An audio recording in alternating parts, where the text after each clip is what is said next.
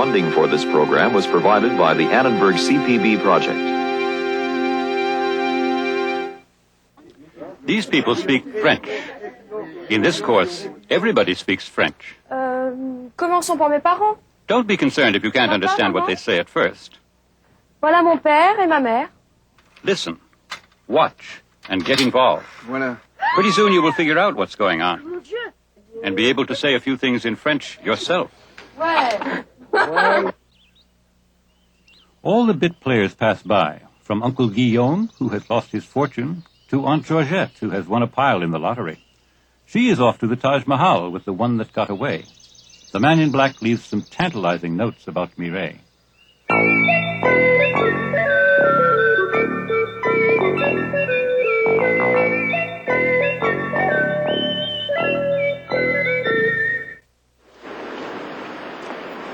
Mireille, Robert, Colette, Hubert et Jean-Michel s'installent à la terrasse des Deux Magots.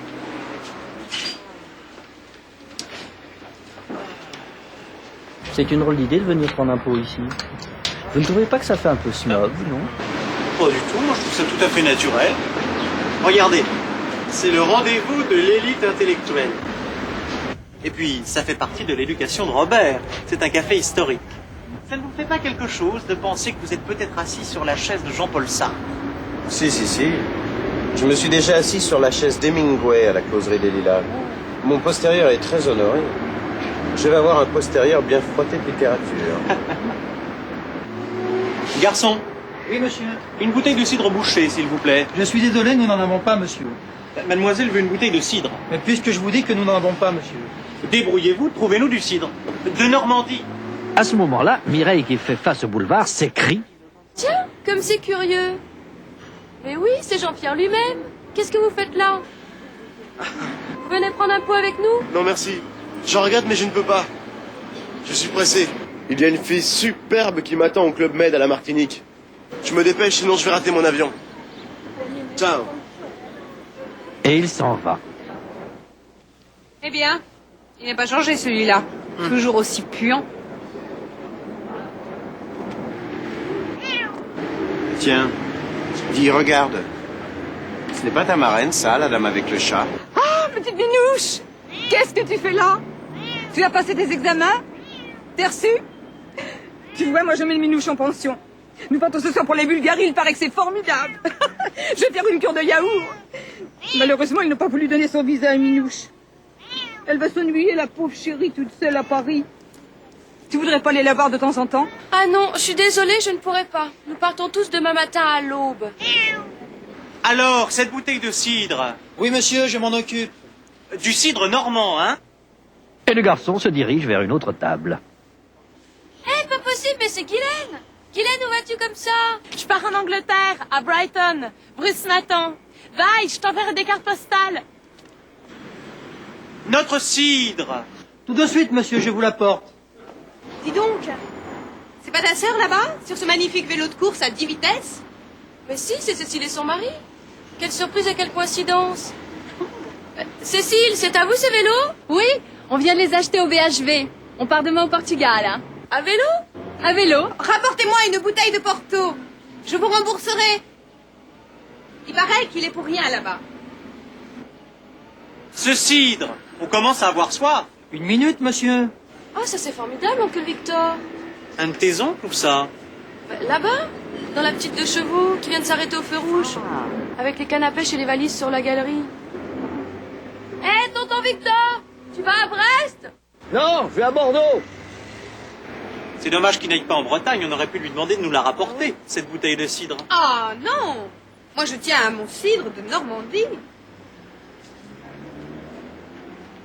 Dites donc, garçon, ce cidre, ça vient? Mais certainement, monsieur. Comme c'est curieux, comme c'est bizarre. Mais oui, c'est tonton Guillaume dans ce vieux taco. Hé, tonton Guillaume, qu'est-ce que tu as fait de ta 604? Je l'ai vendue. Oui, je suis ruiné, ma pauvre petite Mireille. J'ai tout perdu à la roulette, au casino à Monte-Carlo. Ah, il ne me reste rien. J'ai besoin de changer l'horizon. Je vais refaire ma vie. Je pars pour Katmandou. Ah oui, il paraît qu'on peut y vivre pour 3 fois rien.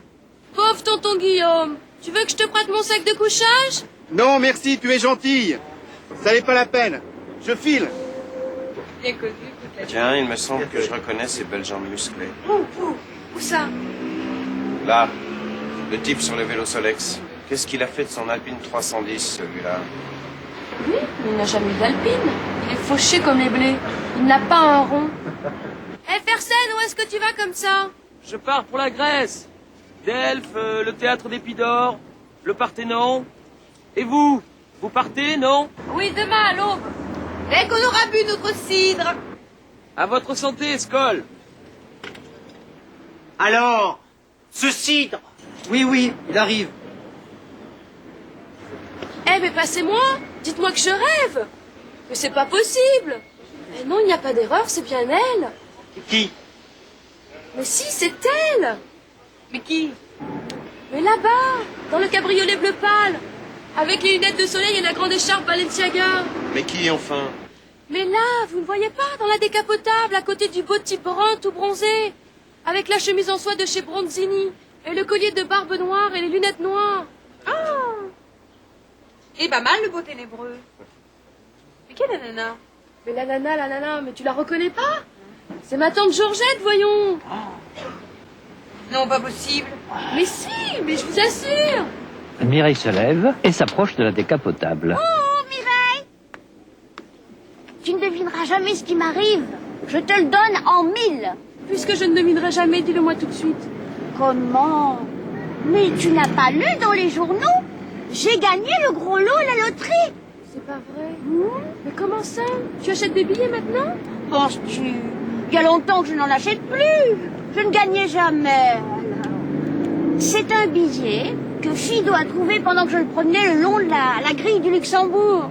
Oh, c'est un drôle de numéro. Rien que des 9. 99, 999, 999. 500 000 balles qu'il a gagné, ce numéro. Et le lendemain, j'ai retrouvé Georges. Nous partons vivre notre vie en Orient. Nous allons en Inde.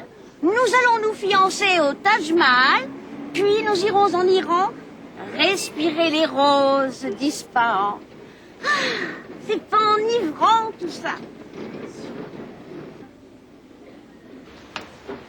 Elle va se fiancer au Taj Mahal. À son âge? C'est délirant. Alors, garçon, ce cidre normand. Le voilà, monsieur. Enfin! Pas trop tôt. Nous avons failli attendre, comme dirait Louis XIV. Mieux vaut tard que jamais, comme dirait ma tante Georgette. Tout vient à point à qui sait attendre, comme dirait ma mère. Donnez-nous vite cette bouteille. Nous allons la déboucher nous-mêmes. Méfiez-vous, c'est du mousseux, monsieur. Tenez, Robert. À vous l'honneur. Attention de ne pas faire sauter le bouchon, hein. Allez-y doucement. Robert sollicite le bouchon avec des précautions infinies mais pourtant insuffisantes. Le bouchon vient frapper en plein front un monsieur qui se lève et s'enfuit précipitamment en renversant 2 ou 3 chaises. Et en abandonnant sur sa table une tasse de café noir, des lunettes noires et un carnet d'où s'échappent plusieurs photos. Et dont les pages sont noircies de notes. En haut de la première page, on peut lire Mireille Bello, 18 rue de Vaugirard, Paris 6e. Étudiante en histoire de l'art. Attention, elle fait du karaté. Il faut absolument la surprendre seule le plus vite possible. Malheureusement, elle est presque toujours accompagnée d'un grand jeune homme brun. Plan d'attaque? Malheureusement, le reste des notes est absolument indéchiffrable. Mireille, Robert et les autres ont traversé la place de l'église pour aller s'asseoir à la terrasse des Deux Magots. Le café des Deux Magots en face de l'église Saint-Germain-des-Prés. Tout le monde connaît ça. C'est une drôle d'idée de venir prendre un pot ici. Ils prennent un pot. Ils prennent un pot. Un pot de confiture et un pot de moutarde. Un pot de peinture. Un pot de graisse et un pot de fleurs. Un pot, c'est un verre. Elle prend un pot. Il prend un pot dans un bistrot. Tous ces gens prennent des pots aux Deux Magots. Les Deux Magots, ça fait snob, d'après Jean-Michel. Tu trouves pas que ça fait un peu snob, non? Aller à la closerie des Lilas, aux Deux Magots, ça fait snob. Une Rolls aussi, ça fait snob.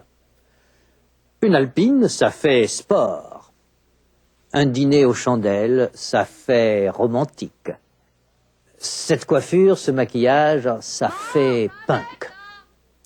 Le baise-main, ça fait un peu vieux jeu. Regardez tonton Guillaume. Il fait très jeune. Madame Bello aussi fait très jeune.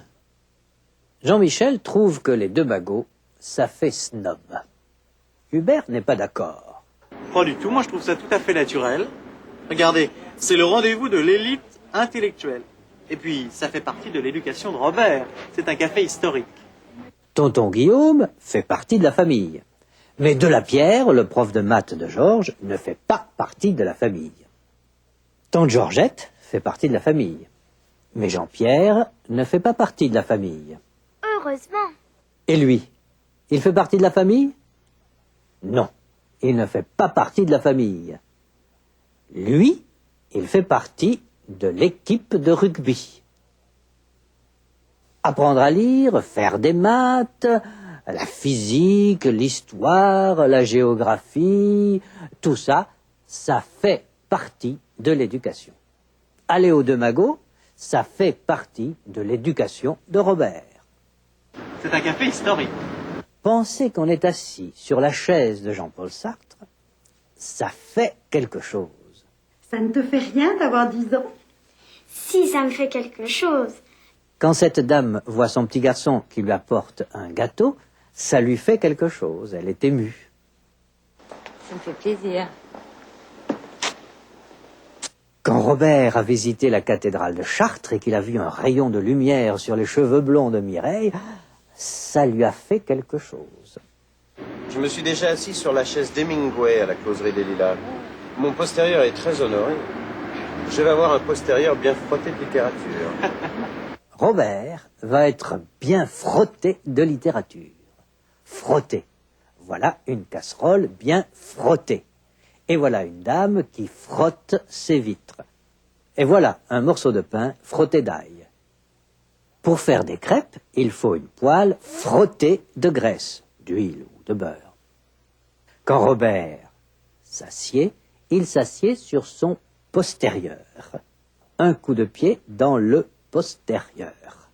Et celui-ci est tombé sur son postérieur. Le postérieur. Le postérieur. Hubert commande une bouteille de cidre. Garçon, Oui, monsieur. une bouteille de cidre bouchée, s'il vous plaît. Je suis désolé, nous n'en avons pas, monsieur. Mademoiselle veut une bouteille de cidre. Mais puisque je vous dis que nous n'en avons pas, monsieur. Débrouillez-vous, trouvez-nous du cidre. De Normandie. Maintenant, écoutez le dialogue entre le garçon et Hubert. Puis, vous prendrez le rôle d'Hubert. Garçon, Oui, monsieur. une bouteille de cidre bouchée, s'il vous plaît. Garçon, Oui, monsieur. une bouteille de cidre bouchée, s'il vous plaît.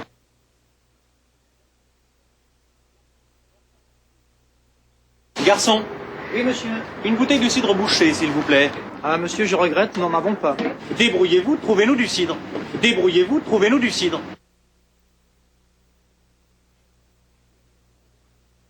Débrouillez-vous, trouvez-nous du cidre. Et juste à ce moment-là, qui est-ce qui passe sur le trottoir? Jean-Pierre Bourdon. Il a rendez-vous au Club Med, au Club Méditerranée. Eh bien, il n'a pas changé celui-là. Toujours aussi puant. Et cette dame qui passe? Mais c'est Madame Courtois. Elle part faire une cure de yaourt en Bulgarie. Si on a mal au foie, on peut faire une cure d'eau minérale. Ou on peut faire une cure de yaourt. Je vais faire une cure de yaourt. Malheureusement, ils n'ont pas voulu donner son visa à Minouche.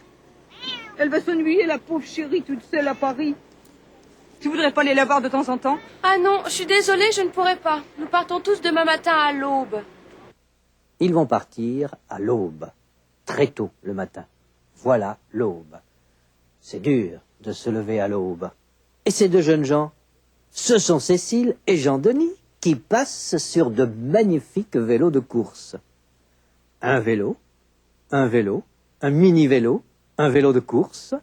Cécile et Jean-Denis viennent tout juste d'acheter ces vélos. Oui, on vient de les acheter au BHV. On part demain au Portugal. Hein. Colette leur demande de lui rapporter une bouteille de Porto. Rapportez-moi une bouteille de Porto. Je vous rembourserai. Colette pourra facilement rembourser le porto, puisqu'il paraît qu'il ne coûte presque rien au Portugal. Il paraît qu'il est pour rien là-bas. Et maintenant, c'est un des oncles de Mireille qui passe, son oncle Victor, vous vous rappelez? Celui qui louche un peu. Son œil droit regarde vers Brest. Son œil gauche regarde vers Bordeaux. Hé, tonton Victor, tu vas à Brest? Non, je vais à Bordeaux. Il est dans une vieille de chevaux, avec tout un tas de bagages sur la galerie. Quand on n'a plus de place dans le coffre, on peut mettre ses affaires sur la galerie. Voilà, une galerie. Une galerie. Sur sa galerie, tonton Victor a des cannes à pêche pour aller à la pêche. Il a pêché un poisson avec une canne à pêche. Maman, regarde! Il y a des cannes à pêche, des cannes. Les personnes âgées ont souvent besoin de cannes. Une canne, une canne, une canne, des cannes à sucre. Et maintenant, qui c'est ça dans cette vieille bagnole en mauvais état? C'est tonton Guillaume? Mais oui, c'est tonton Guillaume dans ce vieux taco. Une voiture neuve? Un vieux taco. Un vieux taco.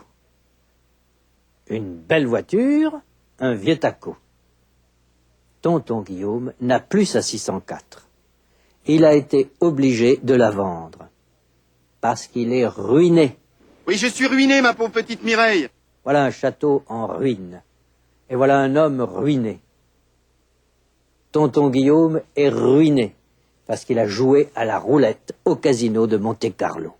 Et il a perdu. Il a perdu toute sa fortune. J'ai tout perdu à la roulette au casino à Monte-Carlo. Je pars pour Katmandou.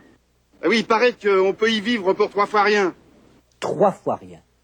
Au Portugal, le porto ne coûte pas cher. Il est pour rien. Il paraît qu'il est pour rien là-bas. Et la vie à Katmandou, c'est encore moins cher. C'est 3 fois rien. Ah oui, il paraît qu'on peut y vivre pour 3 fois rien. À ce moment-là, Robert remarque un jeune homme aux belles jambes musclées qu'il a déjà vu quelque part. Qu'est-ce qu'il a fait de son Alpine 310, celui-là? Oui, mais il n'a jamais eu d'alpine. Il est fauché comme les blés. Il n'a pas un rond. Il est fauché comme les blés. Du blé. Un champ de blé. Un champ de blé fauché. Ils vont faucher. Ils fauchent. Ils fauchent. Ils fauchent avec une faux. Ici, les blés sont fauchés. Et Jean-Claude est fauché. Fauché comme les blés. 500 francs. C'est pas cher, c'est pour rien. Ouais, mais je suis fauchée. J'ai peur. Celui-ci aussi est fauché. Il n'a pas un rond. Et maintenant, c'est tante Georgette qui passe dans un magnifique petit cabriolet. Elle n'a pas l'air d'être fauchée. Mireille ne croit pas ce qu'elle voit. Elle croit rêver. Eh, mais passez-moi. Dites-moi que je rêve. Pincez-moi. Ici, c'est un crabe qui a pincé Mireille. Une pince de homard. Des pinces. Une pince à linge. Allez, rends-moi mes boules de gomme. Sinon, je te pince. Aïe! Mais elle m'a pincé cette sale gamine! Mireille croit rêver. Elle a l'impression de rêver. Elle veut qu'on la pince pour la réveiller. Eh, mais passez-moi. Dites-moi que je rêve. Marie-Laure rêve souvent. Marie-Laure, tu rêves? Non, mais tu rêves? Ça va pas, non, pourquoi je te les donnerais? Mais Mireille ne rêve pas. Non, non, non, non, non. C'est bien tante Georgette dans cette magnifique voiture décapotable. Décapotable, vous vous rappelez? Tante Georgette porte une très belle écharpe, très chic. Lui aussi, il porte une écharpe. Elle aussi, elle porte une écharpe. Elle aussi porte une écharpe. Voilà, une écharpe. Et à côté de tante Georgette, il y a un beau ténébreux, un très bel homme, très brun. Un beau ténébreux, enfin oui, un beau ténébreux. Le beau ténébreux de tante Georgette est très bronzé. Tonton Guillaume aussi est toujours très bronzé. Ici, Mireille se fait bronzer. La montagne, c'est très bien pour bronzer. À la plage aussi, on bronze. Georges de Pignerol est bronzé et il porte une chemise en soie, de la soie. Il porte aussi un collier de barbe. Un cou, un col, un collier de barbe. Un collier de barbe, un collier de barbe. Tonton Guillaume est ruiné. Mais tante Georgette est riche. Elle a gagné le gros lot à la loterie nationale. J'ai gagné le gros lot à la loterie. Eux aussi, ils ont gagné le gros lot. Le 307. Le 307. Le voilà. Le voilà. Là, regarde. Oh merde. Oh merde.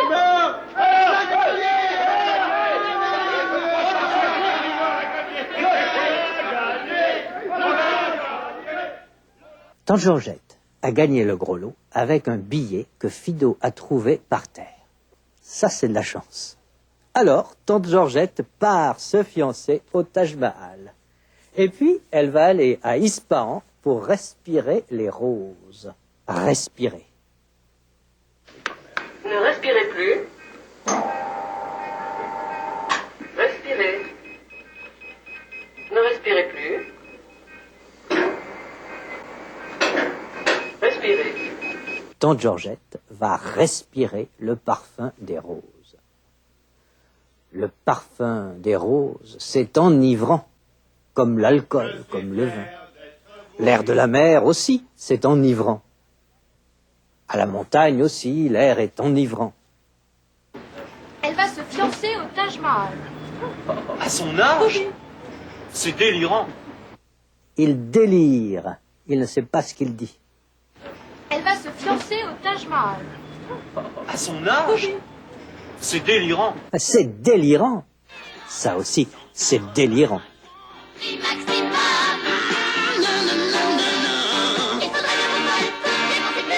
Mais elles sont complètement folles, celles-là. Ça aussi, c'est délirant.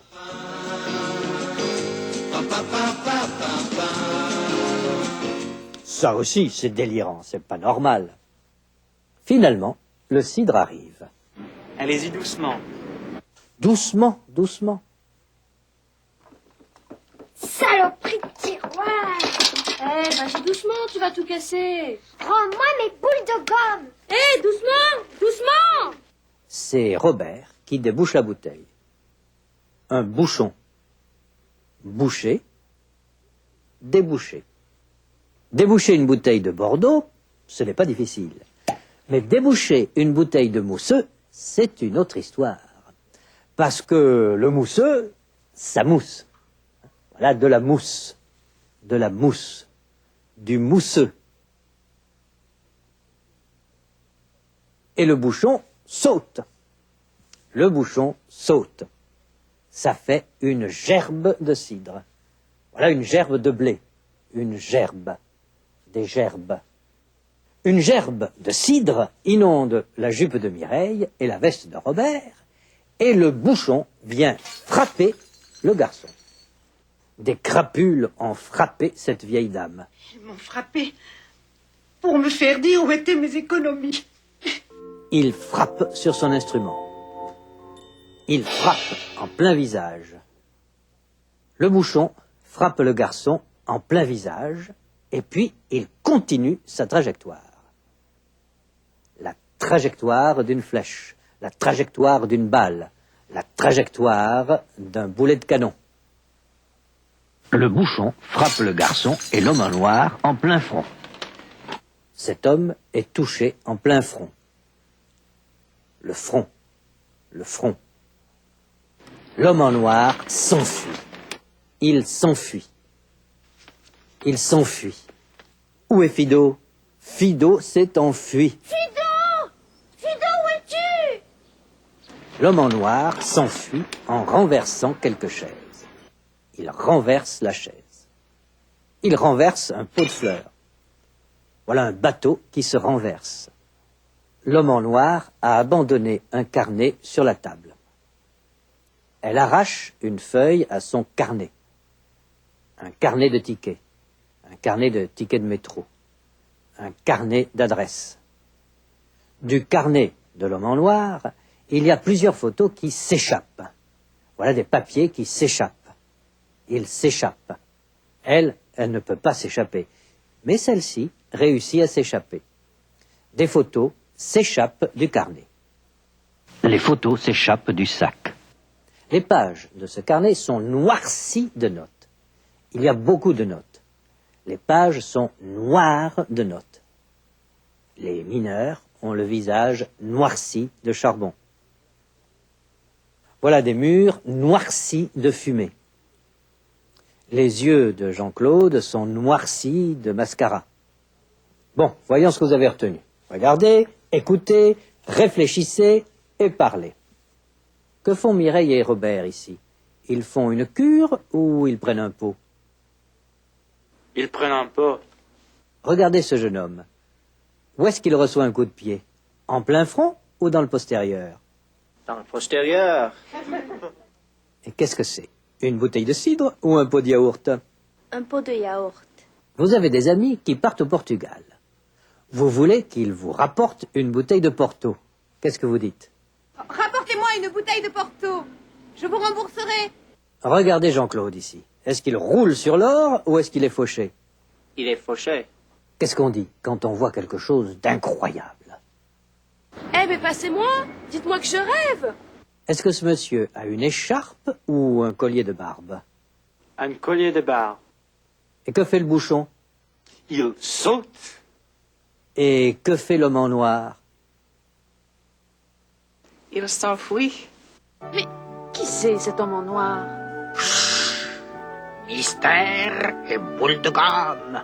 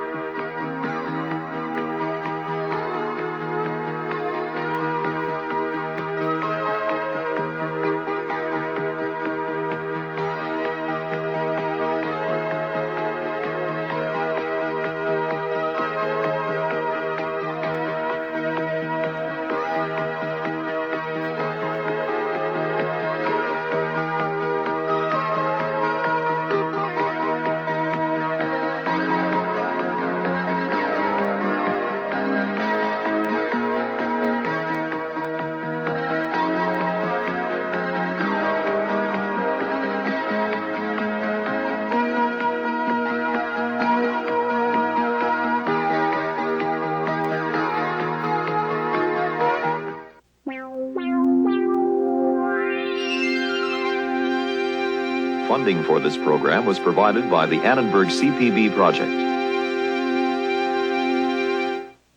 Additional funding was provided by the Andrew W. Mellon Foundation, the Florence J. Gould Foundation Incorporated, le ministère des Affaires étrangères, le ministère de la Culture et de la Communication, le Commissariat général à la langue française, the Jesse B. Cox Charitable Trust, and the National Endowment for the Humanities.